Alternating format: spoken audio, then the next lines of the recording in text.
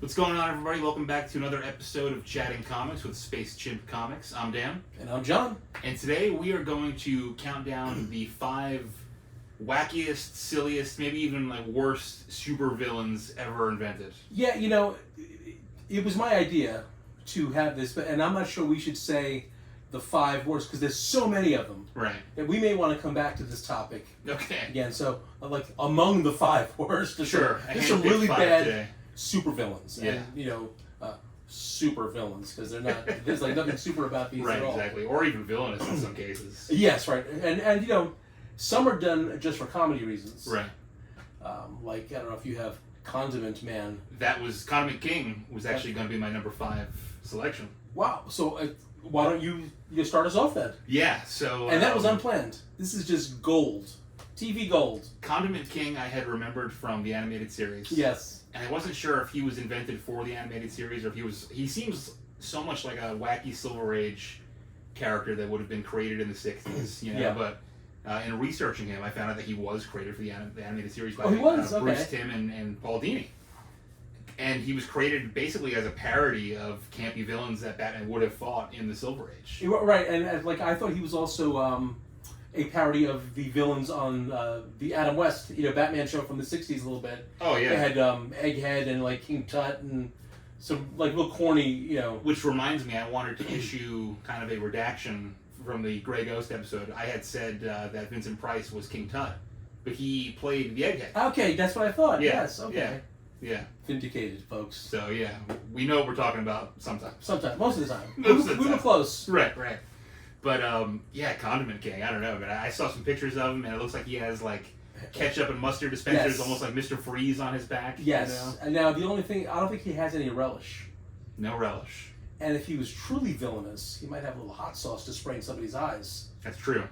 Right? That's true. Even, Batman's not going to, be able to handle some, hot Tabasco in his eyes. So. No. I mean, true villainy would be squirting the ketchup onto hot dogs. Would you agree? Oh, gosh, yes, exactly. Because people who eat hot dogs with ketchup. Unless you're 5 years old or younger, Right. You should not be putting any ketchup on your hot dog. 100% agreed. Yes. Okay. What about mustard on hamburgers? I'm not so against it, because I love mustard. Right. But, no. Not every burger. Not every burger. Right. Once in a blue moon. Right. I know that my wife likes to put mayonnaise and barbecue sauce on her hamburger. Okay, yeah, Denise does that also. Which I didn't like until I tried it. It's pretty good. And I was like, but I'm ketchup, onions, and stuff like that. Yeah, I agree with you. Traditional. Right. Yes. All right. So my number 5. Let's get the old specs on here. Okay. Here's one that may be a surprise. Is a very well-known villain, but he's gotten cooler as time has gone on. But back in the 70s, when I was reading this comic, he was the worst. And when he would show up on the cover of Amazing Spider-Man, I would, shake my head no. The Vulture. Wow. He was an old man. Right. I don't know if you've seen, he's like a little old man. Oh, yeah. With wings. Adrian Toomes, right? Yeah. The original Vulture. He had no superpowers or anything. Just this old man, and I just hated seeing him. Right. His stories were boring. I thought he was lame, and Spider-Man easily kicked his ass. Can we say ass? Sure. Yeah. Why not? It's YouTube. Who cares? Yeah. Now, have you seen the rumors about the Sam Raimi Spider-Man 4 that was in development that was never created? I've heard some things about it, but what? So there were talks that John Malkovich was going to be playing the Vulture in that movie. Would that have changed your opinion a little bit? Well, I mean, Michael Keaton was great. I liked Michael Keaton's version of it. Yeah, I mean, the character has evolved, and he's a little cooler, and he's more menacing, and he's more gadgets and stuff like that. Yeah, he's more threatening. But the Vulture was in this green leotard with a fur ring around his neck, collar. Like the condors. I don't even think vultures. I think that's a condor. It's a condor thing. Yeah. Have around their neck, and he's flying around the city robbing banks or whatever. Come on. A geriatric supervillain in a green leotard. Yeah. Yeah. We don't need it. We don't need it. Yeah. Right. Agreed. Okay. All right. So my number 4 is a character that I had never heard of before, but in doing some research, I was like, I'm gonna have to include this guy. This is his real name. It's Animal, Vegetable, Mineral Man. Wow. Animal, Vegetable, Mineral Man. Animal, Vegetable, Mineral Man. That sounds like a superhero name. Right? He has all the food groups, everything he needs. Sure, yeah, maybe like an elementary school superhero. He comes in Yeah. and teach you about dinosaurs and fossils and the food pyramid, maybe. Right. You know. Unfortunately, that is not his superpower.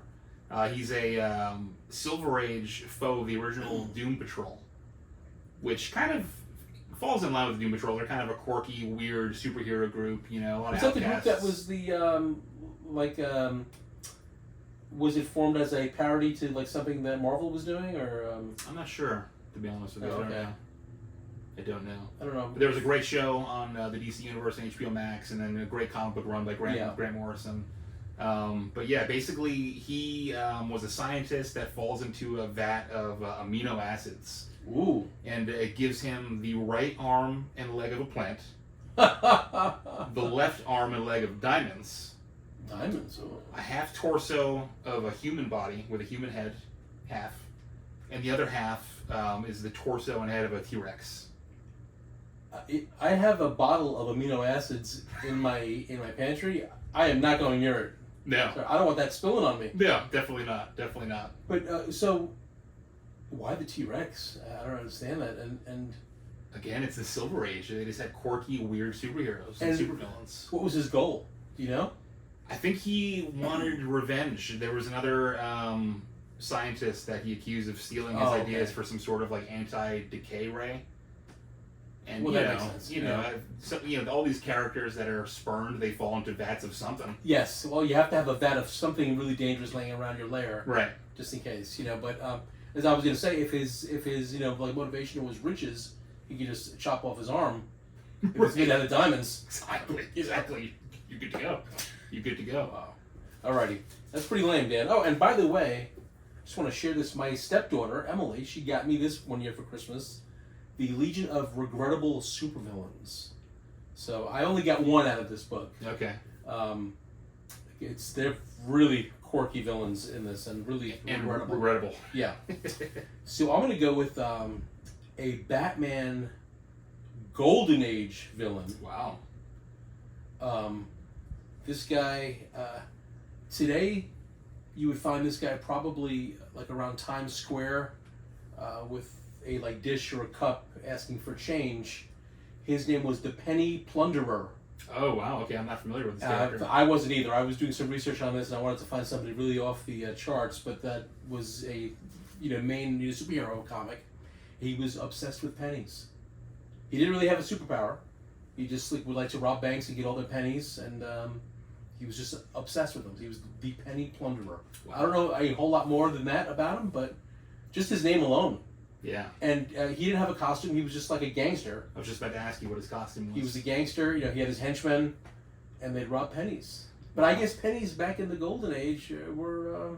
I was just about to say, in the 40s, pennies are, worth a lot more. I don't know what the inflation calculator would be today. I mean, my dad used to say that for like 10 cents, he could go see a 2 movies, a newsreel, 10 cartoons, and you get a small popcorn or something. There you go. Yeah. I guess today maybe he'd be like the $50 or like the Sacagawea golden dollar. Oh my gosh! Wow, yeah. The Susan B. Anthony dollar man. Exactly. Yeah. But he's pretty lame. So for sure. Wow, no costume design either, huh? Nothing. They just got lazy with that issue. Nothing. That was a throwaway issue. Yeah. Golden Age, you said? Yeah, Golden Age, way back. Okay. So my number 3 is another DC character. Also first appeared in the Golden Age. The first iteration of this character appeared in the Golden Age. Crazy Quilt. Yeah. I mean, just the name alone, right? No offense, but he sounds like he might have attacked your mother's house with all of her quilts that she's got laying around. So yeah, all the tapestry on the walls and whatnot. Yeah, for sure. Crazy quilt man, huh? He definitely took some swatches from those quilts, absolutely. But the first iteration of the Crazy Quilt appeared in Boy Commandos number 15 in March of 1946. Wow. So he's been around a long time. He was created by Jack Kirby. Who normally we applaud Jack Kirby on this show. Well, look, he created some weird creatures and some weird...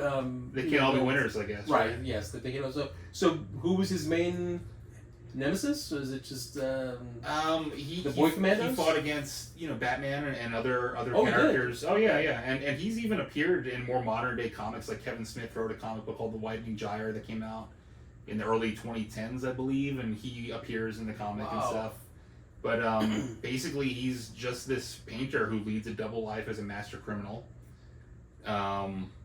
He develops, powers, and he wears this crazy ragtag, swatch-filled outfit and like a scarecrow, hat, basically. God, wow! I can't wait to see what he looks like. It's a terrible character design. Yeah. He looks like another old man. And what is it with old men? I don't know. Maybe it's like that the final act in your life. You want to do something big, so you become a supervillain. Supervillain, naturally. As lame as you can be. Right. I mean, he was he was a failed artist. Decided to take up a life of master thievery. No vat though laying around of some sort of acid or. Well, a vat of swatches from the quilts. Yes, right. That's actually sounds kind of nice though to go lay into. It sounds comfortable. It does. I'm a little sleepy, so. All right, for my what am I? I'm on 3, I guess, right? Yeah. So this one is a well-known character who I first came to realize who he was or what he was when you were a little boy, and we would go to Walmart and we would try to collect action figures that were rare. And so like all the female action figures back then, like the Storm doll or the Jubilee, they were all kind of rare, and they was just, like Walmart would have these huge like bins with all the toys just like thrown in there, and we would hunt and stuff. Or I would, you were too little probably. I kind of remember that. But there was a doll, and it just looked like a human head inside of a toilet bowl. Wait, doll or action figure? Action figure. Okay. Well, but this one's a doll. Okay. There's no action with this. Okay. It looked like a head inside of a toilet bowl with a wide grin, and his name was MODOK. And I was like, what on earth? Who would buy this, number one, for their kid? Or who would buy this to actually collect? Right. It was the craziest looking thing. Now, I understand that he is, like villainous, but he's also meant to be kind of funny. Right. And stuff, but there was nothing fun. It just looked silly, and another Jack Kirby creation. Yes, well, that one was I'm sorry, Jack, but that one was a failure, and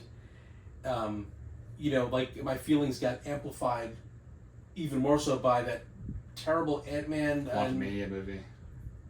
When he came on the screen, people just like burst out laughing, and every time he opened his mouth, and I was like, are we supposed to be taking him seriously? I mean. But he wasn't. It was just bad, and it looked bad. The CGI was bad. It just it was awful. I don't know anything else about the character. I don't want to. He's a head inside of a toilet bowl. MODOK.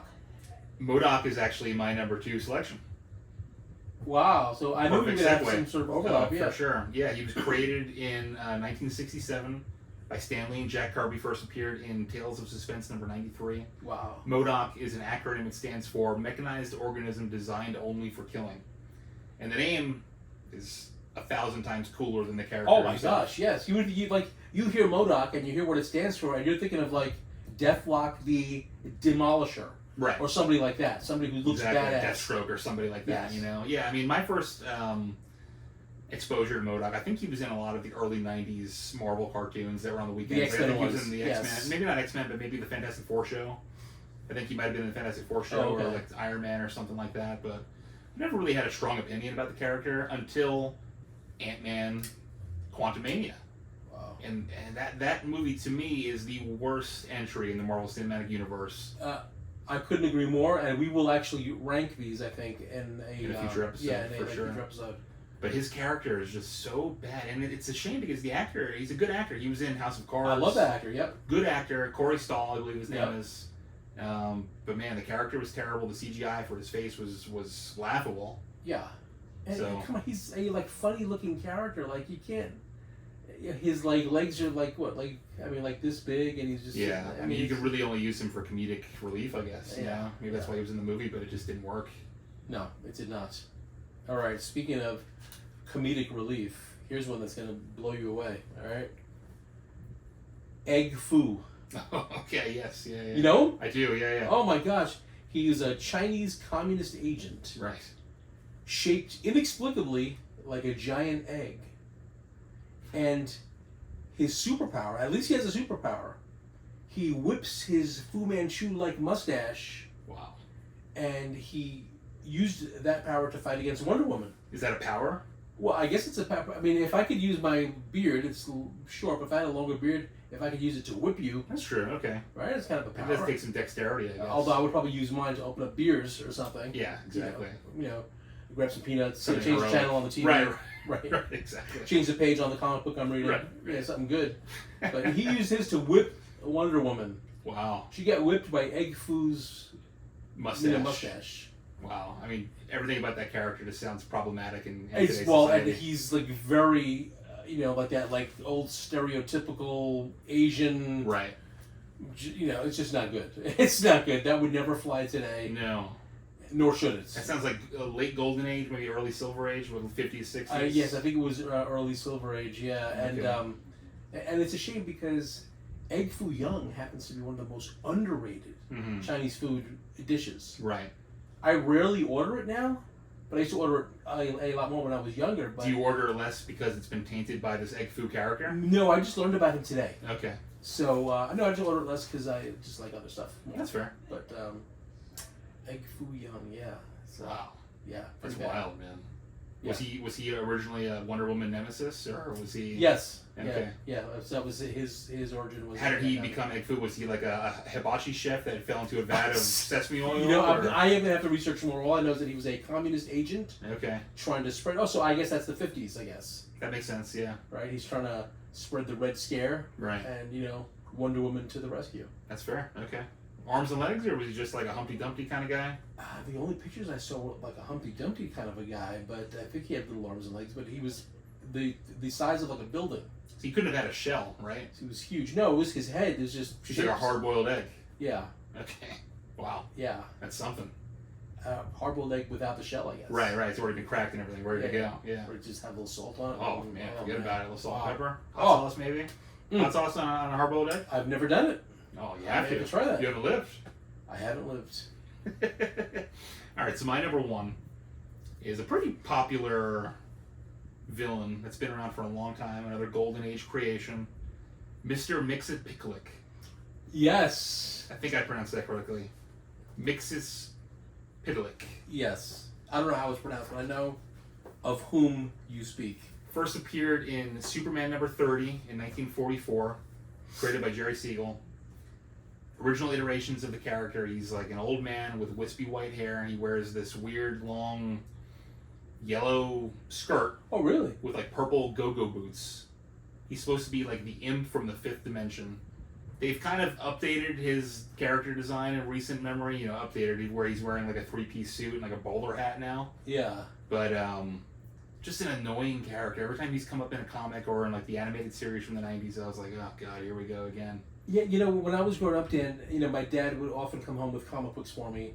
And, my dad grew up with like DC, Mhm. because he's older. And so he'd bring home Superman comics. I was more of like a Marvel guy. But whenever he brought one home with that character in it. Now, was there a spell where he looked like a little leprechaun? Yeah. Yeah, okay, yeah. And, I wouldn't even read those comics. I just, I didn't like him. He reminded me of the Great Gazoo Yeah, I can on see the that. Flintstones. For sure. Absolutely. Except his character design is actually kind of cool. And he He's was a cool Green character. Martian, right? He was really sarcastic and stuff, Yeah. yeah. Yeah, he basically just goes around, he's like a trickster guy. He's like the poor man's Loki. Yes. And you can defeat him by getting him to spell or say his name backwards, which to me is utterly ridiculous. He's like Barney's Wingster. Yeah, Maybe he just wanted a friend. I guess so. But even when you defeated him, he would only go away for about 90 days. So you're dealing with this guy every 3 months. Oh my god. Yeah, he's awful. Terrible. Terrible. I wouldn't even read those comics. Nah. I wouldn't even read them. Nah. Alright, so my number one, which I did get from this book, the Legion of Regrettable Supervillains, is, I don't even know how to explain this. It was a character created by Charles Bureau. She, or he, debuted in Boy Comics number 9, and the character's name is She. And I'll hold this up for a second, but I'm sure we have a picture of it that we're going to put up. It's a person who, it's like Two-Face, Right. except that half of the body, including the face, is a man. So one arm is really muscular. One side of one has like short hair. The other side has long hair, and a shapely, figure on the other side. he, she. So that's what people were afraid of back in the 40s, I guess, was trans, Right. you know, non-binary or whatever. But yeah, that was what was considered villainous in the 40s. yeah, and so it says here a character as salacious and sensational as he, she demands to be introduced with such lurid hyperbole. The deadliest of the species is the female. Continues the opening caption to he, she's debut. The strongest of the species is the male. Combine these with the killer instinct and you have the most cunning, the most vicious, the most fiendish killer of all time. He, she may not fully deserve that accolade, but blah, blah, blah. Anyway, wow. That's a really bad one, he, she. So you said that was which publishing company created that character? Jeez, I don't even know. In the 40s? Yeah, it was in the 40s. Let's see, hold on. He, she... the signature laugh for he, she was tee-hee. Wow. Okay, very Michael Jackson-esque. Yes, tee-hee. I don't know what. Let's see here. This is riveting for you at home. I know to watch. So we'll probably have to cut some of this out. Lev Gleason Publications, Okay. Boy Comics #9. Okay. And he was an enemy of Crime Buster. They were an enemy of Crime Buster. Well, the preferred pronouns are he, she. That's what it says. I guess that makes sense. It actually says that is here. the character's name, after all. Oh my gosh. Oh wow. I wonder. Not to get too vulgar, but yeah, what do they have going on below the belt? what's going on? Yeah, what's going on down there? But there's some clips here. She's pretty strong. Yeah, has a lot of strength. There's some clips here that we'll include in the. Any superpowers, or is it just it doesn't look like it. Just the build of man and woman? Oh, it's she would be able to escape by turning around real fast, so that only half of them. So if like somebody's looking for the guy that just robbed the bank, You turn around and it's a woman, or vice versa. Right. So wow. Yeah, it's pretty. That's pretty wild. bad. 1940s. I mean, you would think, the world is fighting fascism, right? In Europe, maybe they have bigger things to worry about than non-binary, characters. Is that villainous compared to Hitler? Hopefully, she was a Nazi. Hopefully. Or a racist. There you go. Yeah, she was a Nazi, exactly. Yeah. Absolutely. It's like Ricky Gervais. He has a bit where he talks about people always get sad when he mentions a story about a child who dies or is sick. And he says, but what if I told you that child was a racist and homophobic and a future serial killer? Right. Right. And guess what? That character isn't real. Right, exactly. Exactly. So, hope you've enjoyed this list of 5 of the most regrettable films. We may have to come up with another 5 because there were so many more that I wanted to come out up there. with. We have almost 100 years worth of comic book characters that we can talk about, absolutely. Let us know in the comments below who your most regrettable supervillain is, or somebody that you'd like us to talk about and look into. Absolutely, yeah. Make sure you like and subscribe. Hit that bell to be notified about future videos. Follow us on all social media at Space Chimp Comics. I'm Dan. And I'm John. And we've been Chatting Comics. We'll see you next time. We've got that down pretty good now. We do. Yeah. Finally. Yeah.